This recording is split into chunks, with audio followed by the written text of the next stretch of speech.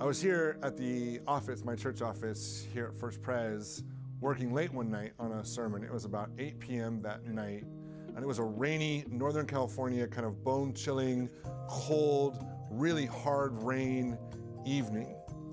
And I heard a knock at the door, and actually here it's a doorbell, and I went down the hallway to answer it. And they were standing in front of me, kind of underneath our awning, getting dry for just a moment, was one of our unsheltered community, about my size, about my age, kind of eyes down, was able to just look up enough to say, do you have a blanket?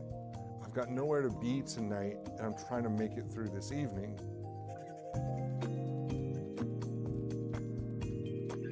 So I immediately kind of went around, I was like, yeah. Went around and tried to find, and I ended up finding a jacket and a blanket in one of our storage closets and brought it out to him. And with a big smile and like a really sense of deep gratitude, grabbed both and said, thank you so much, and headed out again, kind of underneath our awning, back out into the rain. As I watched him walking away and then turning to the left, I had a couple of thoughts, one of which was, where's my brother gonna sleep tonight? And the second was, is this really all we can do, I can do? Is offer another one of my human family a blanket?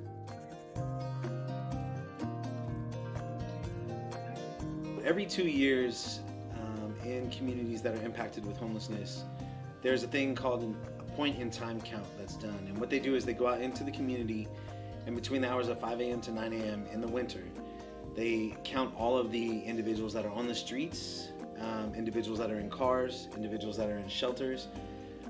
And they did that back in 2015, and then also in 2019. There was one also in 2017. And in each one of those, we have seen a steady increase of those that are unhoused here in Alameda County. One stat that's actually quite impactful is that for each person exiting homelessness in Alameda County, we found that 2 people are entering into homelessness. So between the 2017 count to the 2019 count, we've had some dramatic increases in the amount of people on the streets.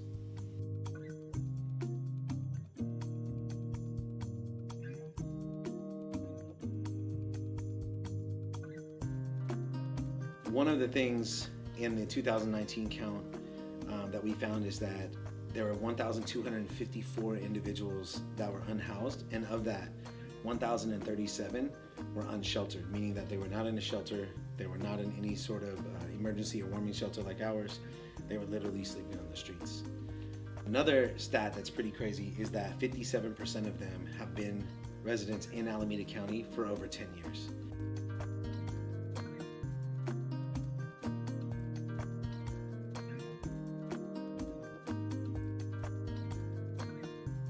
So these are our neighbors, they're our classmates. You know, I personally was raised in South Hayward. I went to Mount Eden High School, and I've come across individuals that I've known from years growing up that are on the streets. They were born and raised in this area as well. So it's kind of crazy to see just how many people are from here that choose to stay here because this is where they're from. In this season, I'm constantly reminded of those who, in the midst of shelter in place, have no place to shelter. A couple winters ago, after hearing the news of a woman who, very close to my house, died of exposure in a creek because she had no place, I wrote a song, and the title of the song is "In the Halls of Valhalla," which sort of plays with that mythological idea of a place where warriors go when they die, as if to say, can we do better as a society? This song's called "In the Halls of Valhalla."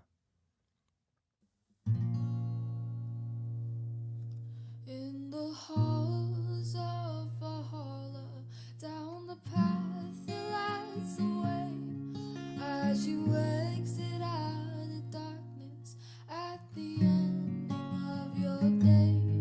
Though your life was stained by loneliness from the world that you passed through, in the halls of Valhalla, we'll run to you. In the fervor of our welcome, you'll remember distant shame. Though in life the eyes avoided yours, and here you're called by name. You'll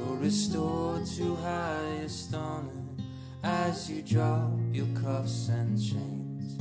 In the home and friends surrounding you, our humanity's reclaimed. We will run to your arms. We will stand by your side, and our hearts will beat as one. Say that it is done. You are sheltered from the winter and protected from the rain. There is food that will sustain you and words that do the same. No fear about tomorrow, nowhere you'll rest your head. You will sleep without a worry and welcome others home instead. They will run to your arms. We will stand by your side, and our hearts will beat as one to say that it is done.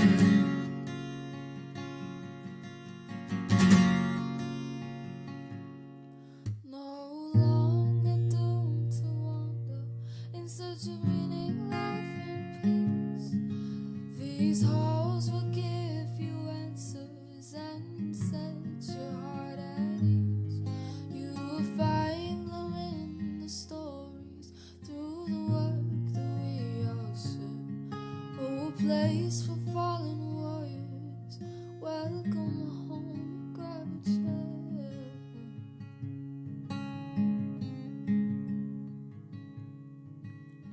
When the broken-hearted people living in the world agree, there will be an answer, let it be. For though they may be parted, there is still a chance that they will see. There will be an answer, let it be. Let it be, let it be, let it be, let it be. There will be an answer, let it be.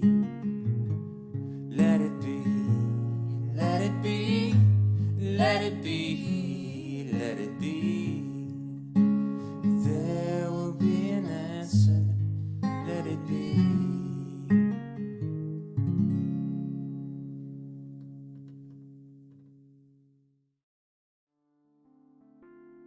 That night really changed me. It was that night and that moment with that brother when I said to myself, and I think I really felt like this passion kind of burn inside me to say, like, we have to do better than that. I looked around at our buildings, our parking lot, our gym, our sanctuary, our parlor here. We've got square footage, we've got acreage. And the best I could do in that moment was give a man a blanket. That kind of set us on this course and started talking to some people in our congregation, talking to some people in our community. And that started us first on our parking lot programs. We recognized that people were getting evicted and living in their cars, and said, how can we do our parking lot and share that? That led to, like, what about our tiny homes? What about giving people a home? Can we do that? And it was in the middle of those conversations, as they were brewing and stirring and moving, that our leadership team here really cemented around the idea that we set a goal. We want to end involuntary homelessness, or at least be part of it in collaboration with all of you.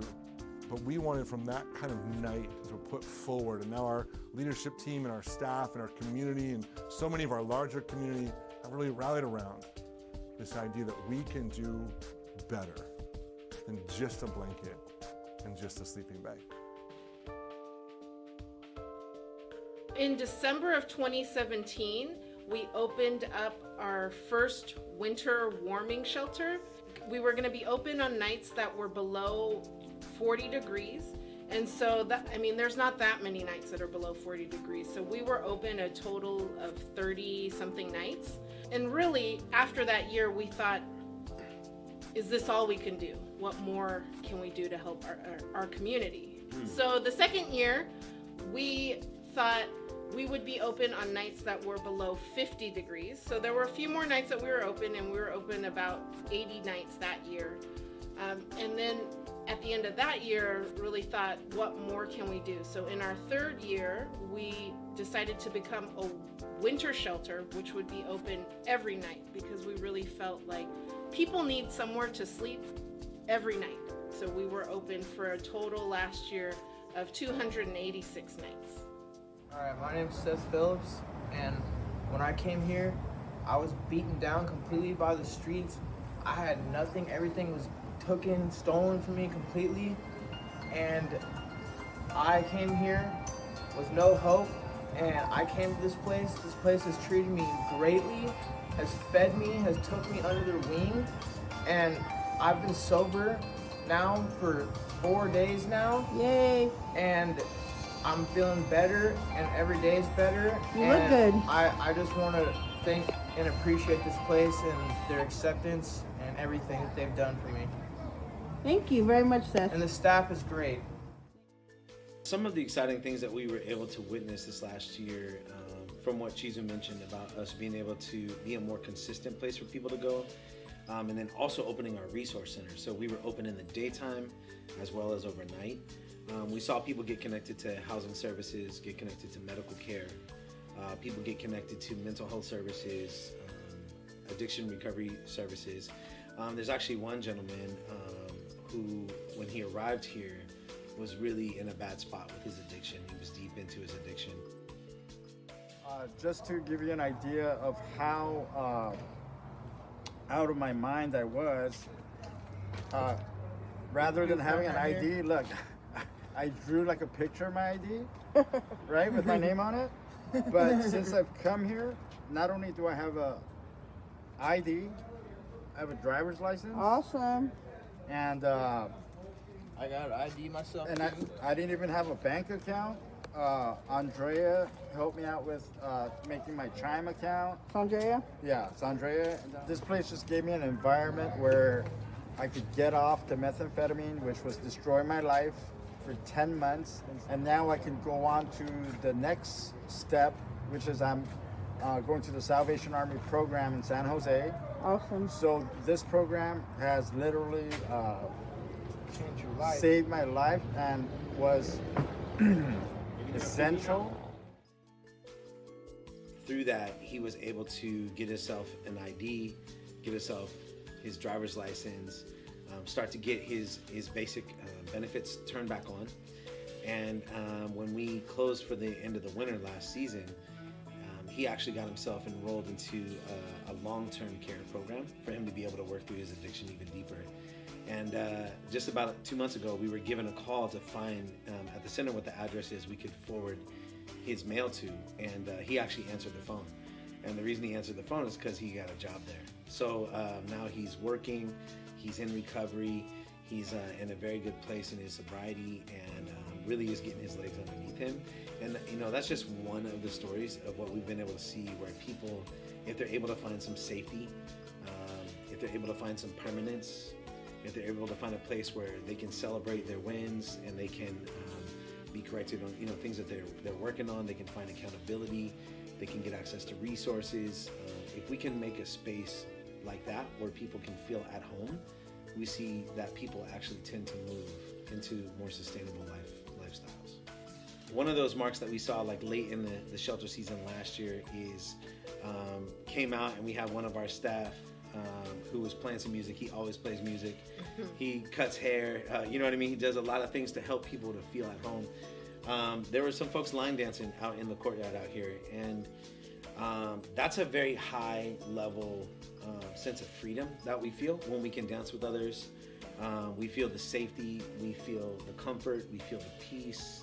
And this was in the middle of a global pandemic where they're wearing masks and they're having to be 6 feet apart from each other, but felt like they could dance.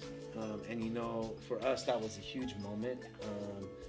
We snapped a little picture of that because it was like, man, it's wild to see folks who were really in survival mode move to a place where they could feel comfortable enough to dance and to have the freedom to express themselves.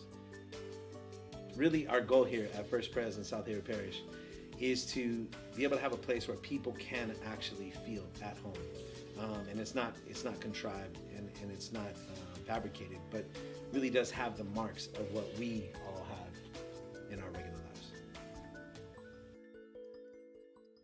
My mom passed away 2 years ago, and I didn't have anywhere to go. And I came here, took me right in, fed me, made me feel welcome. Awesome. Support, love, all caring, all that stuff. And I just started helping them like with a Sunday breakfast, serving food, and helping them break down the tables and clean everything after. And they saw what a hard worker I was, so they decided to hire me. And this place saved my life. For this next year, we're pretty excited because we are going to have a shelter in both locations and a resource center at our Castro Valley location. Some of the exciting things that we're looking forward to is some of the collaborations that we'll have. We now have 2 different medical vans that will be available to have more coverage. We have been working with Alameda County Public Health Department to make sure that we're super safe. One of our main improvements is we're looking to be able to register people for the entire winter, because we'd like to give folks a space where they could settle down and know that they're going to have a spot for the full winter. And throughout that'll help us to be able to make some better connections and to be able to help people to take more steps. So sometimes we got to go a little bit deeper and less wide, right? I think one of the things just to be clear is that we don't see ourselves as the solution to homelessness. We see ourselves as a cog in the wheel. If we can start to work together as a greater community, not just this faith community or the 2 faith communities that have now come together, but really just to say this is actually a community issue that needs the community working together to solve it. We are starting on November 16th. So we'll be going from November 16th through the end of April. And like Aaron said, we need this whole community to participate in loving and serving this group of individuals that we're going to be with this year. We would love to invite you into that community with us because we need you. And there's some other ways to participate. Like Aaron had said earlier, we have Neighbors of the Week, and we like to give gift certificates for that. So if you want to donate gift certificates, if you want to provide meals, if you want to volunteer on site and help with check-in and serving food, there's so many ways that you can get involved. We have a staff person that has some nieces that heard about the work that we're doing, were really excited about it, and they're kids, and they organized a bake sale that was local here in Castro Valley. They put it out on social media. Lots of people came by, and they made over $1,000 that they donated to the shelter, to the work that's happening here. We are always taking donations during the season for things like Kleenex, socks, chapstick. All of those kinds of things are things that our guests could use and would greatly appreciate. Lots of ways to be a part of this work with us. And so we look forward to meeting you. We look forward to seeing you and being able to share in this journey together.